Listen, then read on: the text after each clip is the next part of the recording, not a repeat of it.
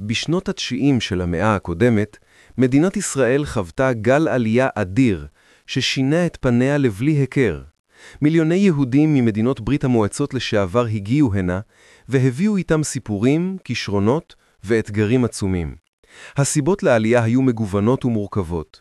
קודם כל, קריסת ברית המועצות בראשית שנות ה-90 פתחה את השערים שנותרו נעולים במשך עשרות שנים, והעניקה ליהודים חופש תנועה חסר תקדים.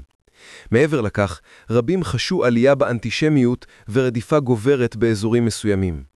גם המצב הכלכלי הקשה והיעדר אופק במדינות המוצא דחפו רבים לחפש עתיד טוב יותר.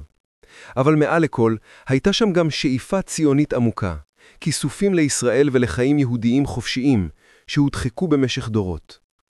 הגעתם לארץ לא הייתה פיקניק.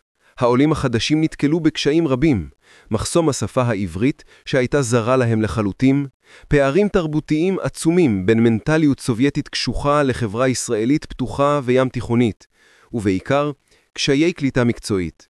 רופאים, מהנדסים ומדענים בעלי שם מצאו את עצמם עובדים בעבודות שאינן הולמות את השכלתם, מה שיצר תסכול ותחושת החמצה גדולה. גם המציאת דיור ותעסוקה יציבה הייתה אתגר עצום עבור משפחות רבות. אבל הרוח הישראלית והנחישות של העולים ניצחו את הקשיים. בתוך שנים ספורות הם השתלבו והתחילו לתרום תרומה מכרעת לכל תחומי החיים במדינה.